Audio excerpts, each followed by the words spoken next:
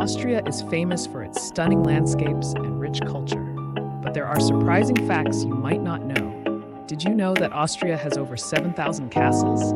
Each one tells a unique story of its past. Austria is home to the world's oldest zoo, located in Vienna. It has been operating since 1752. The country is known for its coffee culture.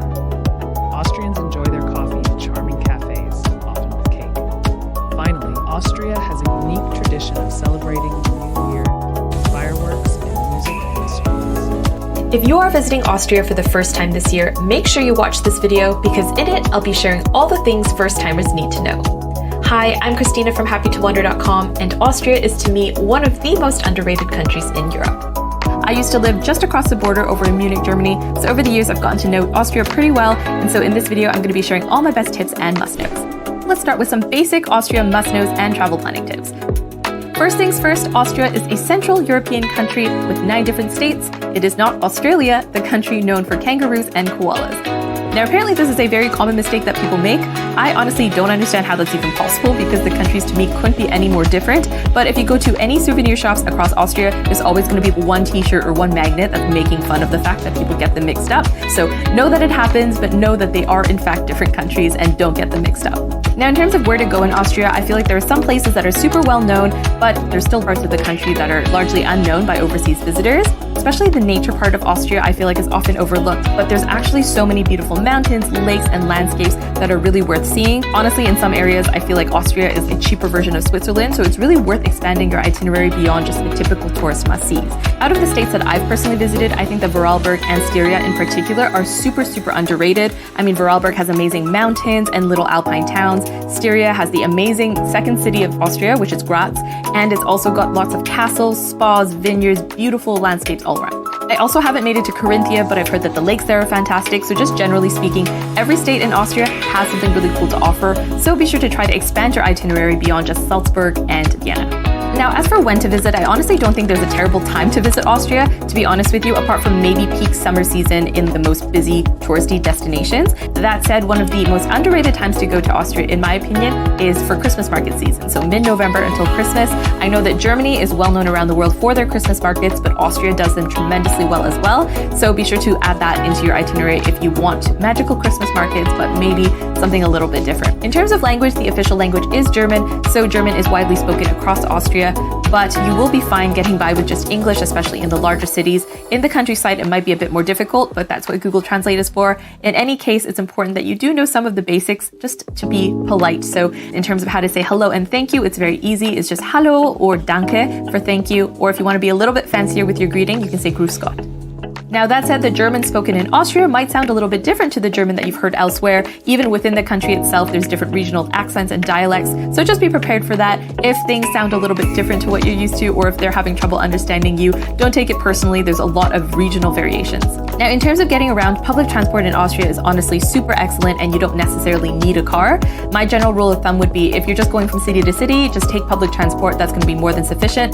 But if you're going to be doing road trips, you want to see nature, you want to kind of get out and do some hikes, see some lakes, then that's when you're going to need to rent a car.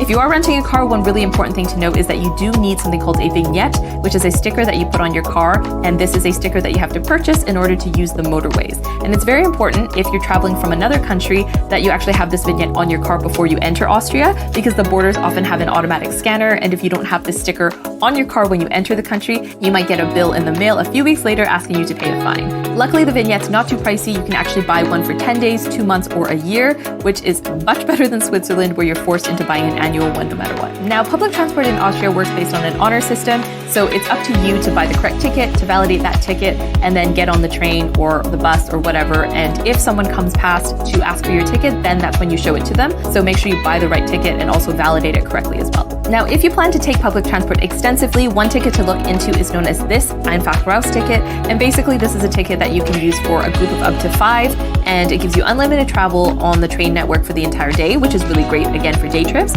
And this can definitely save you a lot of money, especially if you're traveling in a big group.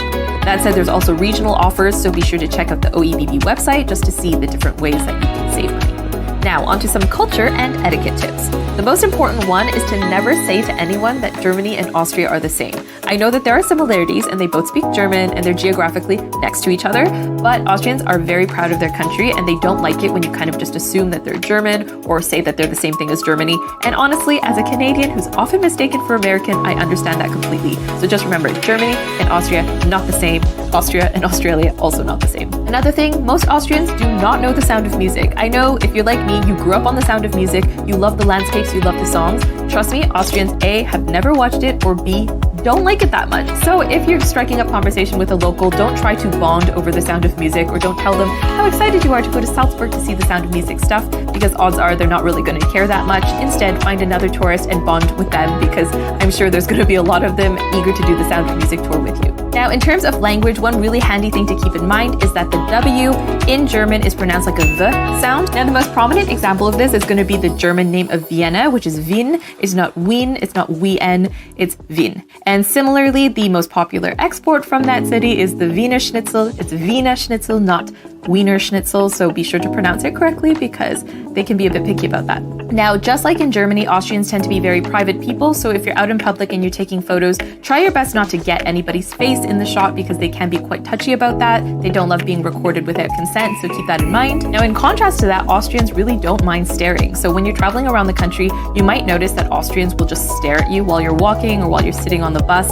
Traveling around the country, you might notice that Austrians will just stare at you while you're walking or while you're sitting on the bus. It's not necessarily because of what you look like or what you're wearing. It's just culturally, they don't see staring as rude. So if they're looking over at you and they're staring at you, it's not like they're necessarily judging you. It's just that's the way things are. It's not rude. Now, tipping wise, tipping culture is definitely different in Austria compared to North America. It's not as pronounced. Tips are not as expected. And even when you do tip, it's fine to just kind of round up or do 5 to 10%. Now, on that note, something that is very different is the way that you tip in Austria. So whereas in North America, it's very common to leave some money on the table after the bill is paid, what you do in Austria is actually you tell them the total amount that you want to pay when you hand over your card or when you hand over your cash. So let's say if you wanted to pay 40 euros in total, including your tip, you give them a 50 euro bill and you'll say 40, and then they'll know to give you only 10 euros change back. That's the way it works. Don't wait until after the meal and leave money on the table because that's not really how they do it. And if you want them to keep the change, just hand over the bill and say stimmt so, and then they'll know that they don't need to give you any change back. Now, in terms of culture, it is often said that Austrians can seem a little bit cold and direct. So generally speaking, when you go to Austria, you're not going to get the kind of bubbly, friendly service that you get in North America. So if you go to a restaurant, it's very common for the waiter to just come, take your order, and then leave you alone. If you want anything else, you're going to have to get their attention. And the way that I've had this explained to me is really in Austria, the culture is so private. People really value their privacy. So really for them, if they're checking in on you constantly like they do in North America, that's actually considered rude because they're interrupting your personal private time. So just keep that in mind. If they don't come back for you, you need to get their attention because they're intentionally not wanting to invade your privacy. Now, funny enough though, despite all these stereotypes of being private and kind of being withdrawn, one thing that is very common in Austria actually is nudity. So especially if you're going to saunas, that's fully expected that you're going to be going in there naked. And if you're going to any swimming areas like lakes or rivers, there's often designated nude zones, and it's not uncommon to see both men and women alike sunbathing topless.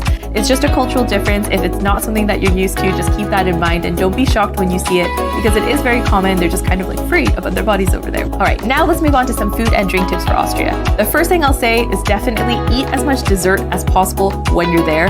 Honestly, Austria is like the king of desserts, the king of sweets and baked goods. There is so much to enjoy. I'm sure coming from abroad, you've probably heard of strudel before, but strudel is just the tip of the iceberg. There is so much more to enjoy. So make sure you go into a bakery and you go into a coffee house, kind of examine the goodies and let your senses guide you because there are so many wonderful options. On that note, be sure to try regional specialties wherever you go. I know that Austria is not a huge country, but within those 9 states, they have a lot of culinary diversity. So be sure to try the different regional specialties and don't just assume you should be getting schnitzel everywhere because there's a lot more to try beyond just that. For instance, there's crispy fried chicken known as Backhandel in Styria, which is really fantastic. They also do a lot with pumpkin seed oil, like pumpkin seed pesto, which is really tasty.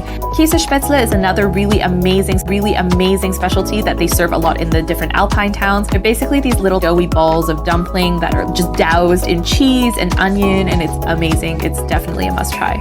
And other regions do a lot of things with fish dishes. Some work miracles with potatoes. All to to say every region has their own specialties, so be sure to give them a try. Now, on that note, when you're in Austria, definitely try more wine than beer, because despite its proximity to Germany, I actually feel like Austria is much more of a wine country. There's a lot of really beautiful wine regions, especially in the eastern part of the country and also in parts of Vorarlberg, but the wine there is so delicious. And if you're looking for a soft drink, this Almdudler is so good. It is such a delicious fizzy drink. If you're not into drinking alcohol, be sure to give that one a try. As a final food tip, don't order your schnitzel with sauce. I've heard that they can be very touchy about this. In Germany, it was quite common for us to do this, I have to admit, so I used to eat my schnitzel with mushroom sauce or with the special sauce on top. Apparently, in Austria, this is quite sacrilegious, so just don't do it. All right, lastly, let's cover some tips for once you arrive in Austria. The first one is to bring cash with you. So a lot of places will accept card these days in Austria, but still, predominantly cash is still king. I definitely recommend bringing cash in smaller denominations as well. I know that you can get euro bills that are up to 200 or 500 euros. Most smaller shops will have trouble accepting that, so just try to keep your denominations to 50 or under for smaller purchases, and your life will be way easier.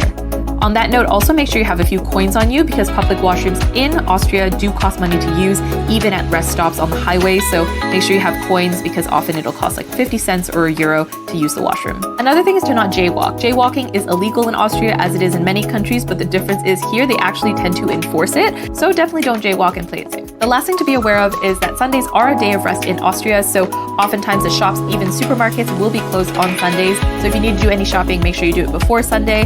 The only exceptions are maybe bakeries, restaurants, and sometimes different grocery stores and shops in public transport hubs, so like train stations or airports.